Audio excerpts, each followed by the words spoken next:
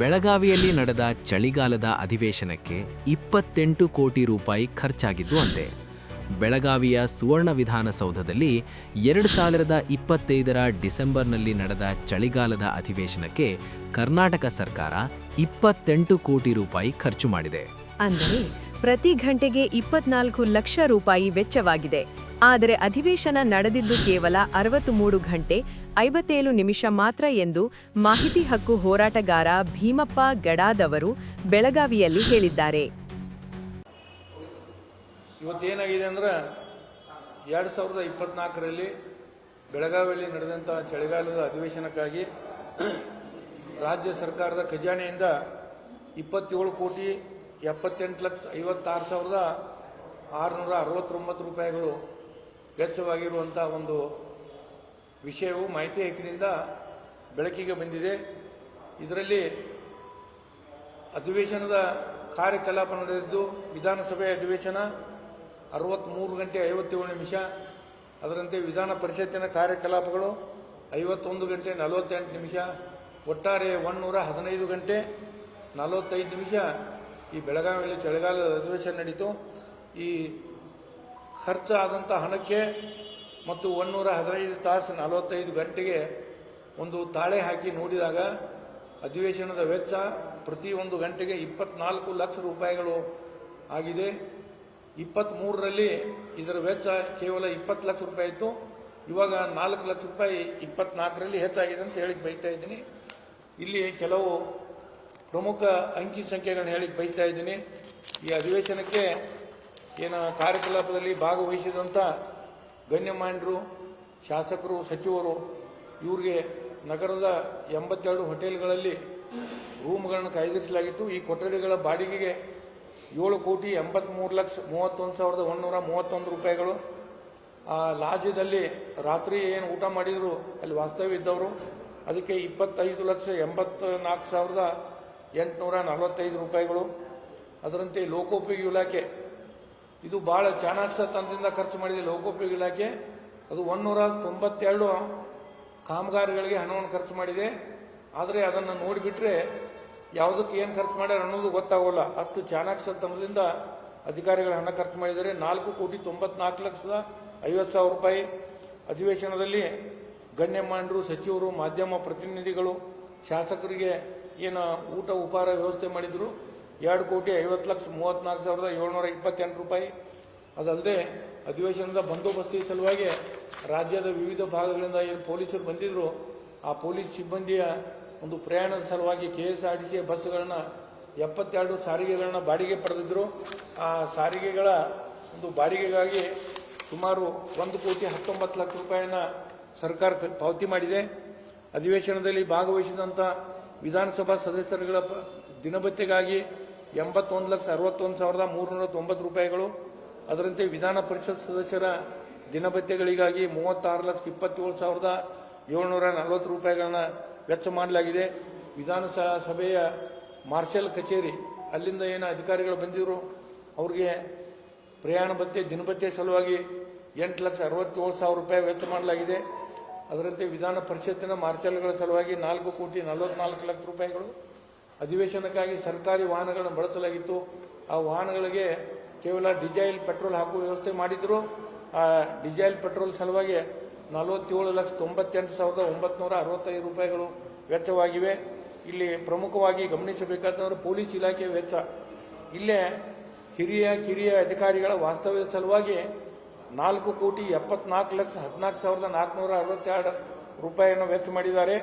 ಅದಲ್ಲದೆ ಅವರ ಊಟ ಉಪಹಾರಗಳ ಸಲುವಾಗಿ ಈ ಶಾಸಕರುಗಳ ಊಟ ಉಪಹಾರ ಬೇರೆ, ಪೊಲೀಸ್ ಇಲಾಖೆ ಅಧಿಕಾರಿಗಳ ಊಟ ಉಪಹಾರ ಇದರ ಸಲುವಾಗಿ 3,48,65,919 ರೂಪಾಯಿಗಳನ್ನು. ಇಲ್ಲೇ ಪ್ರಮುಖವಾಗಿ ಗಮನಿಸಬೇಕಾದ ಅಂಶ ಅಂದ್ರೆ ಈ 2024ರಲ್ಲಿ ಏನು ಅಧಿವೇಶನ ನಡೀತು ಭದ್ರತೆ ಮತ್ತು ಸುರಕ್ಷತೆ ದೃಷ್ಟಿಯಿಂದ CC ಕ್ಯಾಮ್ರಾ ಅಂತ ಹಾಕ್ತಾರೆ ಎಲ್ಲ ಕಡೆ, ತಮಗೆಲ್ಲ ಗೊತ್ತಿದೆ. ಈ CCTV ಕ್ಯಾಮ್ರಾಗಳ ಸಲುವಾಗಿ 91,89,155 ರೂಪಾಯಿ ಪೊಲೀಸ್ ಇಲಾಖೆ ವೆಚ್ಚ ಮಾಡಿದೆ. 2020, 2021, 22 ಮತ್ತು 24 4 ವರ್ಷಗಳ ಅವಧಿಗಾಗಿ ಈ ಪೊಲೀಸ್ ಇಲಾಖೆ ಏನು CC ಕ್ಯಾಮ್ರಾ ಅಳವಡಿಸಿತ್ತು ಈ CC ಕ್ಯಾಮ್ರಾಗಳ ಸಲುವಾಗಿ ಮಾತ್ರ 2,63,66,9 ರೂಪಾಯಿಗಳನ್ನು ಪೊಲೀಸ್ ಇಲಾಖೆ ವೆಚ್ಚ ಮಾಡಿದ್ದು ಗಮನಿಸಬೇಕಾದ ಸಂಗತಿ. ಆದರೆ ಒಂದು ಮಾತನ್ನು ಹೇಳಿ ಬೈತಾ ಇದ್ದೀನಿ, ಈ ಪೊಲೀಸ್ ಇಲಾಖೆ ಈ CC ಕ್ಯಾಮೆರಾ ಅಧಿವೇಶನದ ನಂತರ ಎಲ್ಲಿ ಹೋದವು ಅನ್ನೋದು ಅವರು ಗೌಪ್ಯವಾಗಿ ಇಟ್ಟಿದ್ದಾರೆ. ಅದನ್ನು ಶೋಧ ಮಾಡಬೇಕಾಗಿದೆ. ಈಗಾಗಲೇ ಆ ಶೋಧ ಕೆಲಸವನ್ನು ಪ್ರಾರಂಭ ಮಾಡ್ತಾ ಇದ್ದೀವಿ. ಅದಲ್ಲದೆ ಈ ಪ್ರಮುಖ ಹೋಟೆಲ್ಗಳು ಯಾವಪ್ಪ ಅಂದರೆ ಹೋಟೆಲ್ ವೆಲ್ಕಮ್ ಬೈ ITC, ಇದಕ್ಕೆ 89,46,260 ರೂಪಾಯಿಗಳು. ಹೋಟೆಲ್ ಫೇರ್ಫೀಲ್ಡ್ ಮ್ಯಾರಿಟ್, ಇದಕ್ಕೆ 73,58,916 ರೂಪಾಯಿಗಳು. ಹೋಟೆಲ್ VK 27, ಇದಕ್ಕೆ 64,26,900 ರೂಪಾಯಿಗಳು. ಹೋಟೆಲ್ ಸಂಕಂತಾಯಿ, ಇದಕ್ಕೆ 38,56,923 ರೂಪಾಯಿಗಳು. ಹೋಟೆಲ್ ರಾಮದೇವ್ 23,25,778 ರೂಪಾಯಿಗಳು. ಹೋಟೆಲ್ ಸನ್ಮಾನ್ ಡಿಲೆಕ್ಸ್, ಇದಕ್ಕೆ 20,82,320 ರೂಪಾಯಿಗಳು. Hotel Adarsh palace 19,97,726. Hotel native 17,93,918. ಈ ರೀತಿ ಈ ಸಾರ್ವಜನಿಕರ ಹಣ ಪೋಲಾಗಿದೆ. ಇಲ್ಲೇ ಪೋಲ್ ಯಾವ ರೀತಿ ಆಗ್ತಾ ಇದೆ, ಇವತ್ತು ಮಾನ್ಯ ಸಭಾಪತಿಗಳಿಗೆ ಬೆಳಗಾವಿಯಲ್ಲಿ ಇರಲಿಕ್ಕೆ VIP ಕೊಠಡಿಗಳ ವ್ಯವಸ್ಥೆ ಮಾಡಲಾಗಿತ್ತು. ಆದರೂ ಸಹಿತವಾಗಿ ಅವರು ದಿನನಿತ್ಯ ಏನು ಮಾಡಿರಪ್ಪ ಅಂದ್ರೆ ಹುಬ್ಳಿಗೆ ಹೋಗಿ ಬಂದರು. ಇಲ್ಲಿ ಆ ಹುಬ್ಳಿಗೆ ಹೋಗಿ ಬೆಳಗಾವಿಗೆ ದಿನನಿತ್ಯ ಬಂದರು. ಅವ್ರಿಗೆ ಪ್ರಯಾಣ ಭತ್ಯೆ ರೂಪದಲ್ಲಿ ಪ್ರತಿ ದಿವಸ 7,600 ರೂಪಾಯಿ ಒಮ್ಮೆ ಹೋಗಿ ಬಂದ್ರೆ, ಹುಬ್ಳಿಯಿಂದ ಬೆಳಗಾವಿಗೆ ಹೋಗಿ ಮತ್ತು ಹೊಡಮಳ್ಳಿ ಹುಬ್ಳಿ ಮುಟ್ರೆ 7,600 ರೂಪಾಯಿಯಂತೆ ಪ್ರಯಾಣ ಭತ್ಯೆ ಅಂತ ಕೊಟ್ಟಿದ್ದಾರೆ. ಮಾನ್ಯ ಸಭಾಪತಿಗಳ 10 ದಿವಸದ ಒಟ್ಟ ಪ್ರಯಾಣ ಭತ್ಯೆ, ರೈಲ್ವೆ ಭತ್ಯೆ ಆಗಿರ್ಬೋದು, ಎಲ್ಲ ಸೇರಿ ದಿನಭತ್ಯೆ 1,26,580 ರೂಪಾಯಿಗಳು. ಇಲ್ಲಿ ಪ್ರಮುಖವಾಗಿ ಗಮನಿಸಬೇಕಾದ ಅಂಶವೆಂದರೆ ಮಾನ್ಯ ಶಾಸಕರುಗಳಿಗೆ ಅಧಿವೇಶನ ಸಮಯದಲ್ಲಿ 2,500 ರೂಪಾಯಿ ದಿನಭತ್ಯೆ ಕೊಡ್ತಾರೆ. ಅಧಿವೇಶನಕ್ಕೆ ಮುಂಚೆ 2 ದಿವಸ, ಅಧಿವೇಶನ ನಂತರದ 2 ದಿವಸ. ಯಾಕಂದ್ರೆ ದೂರಿನಿಂದ ಬರ್ತಾರಪ್ಪ ಅಂತ ಹೇಳಿಕೆ ಸರ್ಕಾರ ದುಡ್ಡು ಕೊಡ್ತೈತಿ.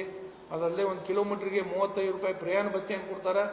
ಇಷ್ಟು ಊಟ ಉಪಹಾರ ವಾಸ್ತವ್ಯ ಉಚಿತವಾಗಿ ಕೊಟ್ಟರು ಸಹಿತ ಈ ಅಧಿವೇಶನದಲ್ಲಿ 2024ರ ಈ ಚಳಿಗಾಲ ಅಧಿವೇಶನದಲ್ಲಿ ಪೂರ್ಣಾವಧಿಯ ಅಧಿವೇಶನದಲ್ಲಿ ಭಾಗವಹಿಸಿದವರು ಕೇವಲ 83 ಜನ ಶಾಸಕರುಗಳು ಮಾತ್ರ.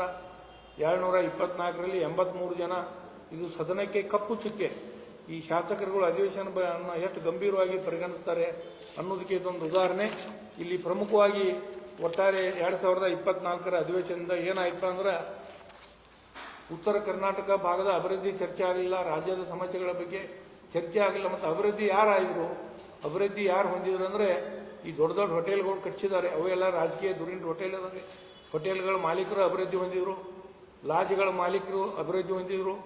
ಯಾಕಪ್ಪ ಅಂದ್ರೆ ಈಗಾಗಲೇ ಅವ್ರು ಹೋಟೆಲ್ ಕಟ್ಟಿದ್ದು ಅಧಿವೇಶನದಲ್ಲಿ ಅರ್ಧಕ್ಕಿಂತ ಹೆಚ್ಚು ದುಡ್ಡು ತೆಗೆದು ಬಿಟ್ಟಿದ್ದಾರೆ ಈಗಾಗಲೇ.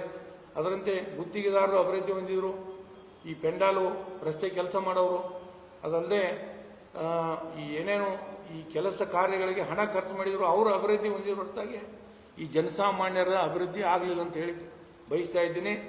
ಮತ್ತೊಂದು ಏನಪ್ಪಾ ಅಂದ್ರೆ ಈ ಬೆಳಗಾವಿಯಿಂದ ಬೆಂಗಳೂರಿಂದ ಏನು ಅಧಿವೇಶನದಲ್ಲಿ ಭಾಗವಹಿಸಲಿಕ್ಕೆ ಬರ್ತಾರೋ ಆ ಅಧಿಕಾರಿಗಳಿಗೆ ಇಲ್ಲಿ ಅಧಿವೇಶನದ ವಿಶೇಷ ಭತ್ಯೆಯನ್ನು ಕೊಡಲಾಗ್ತಿದೆ.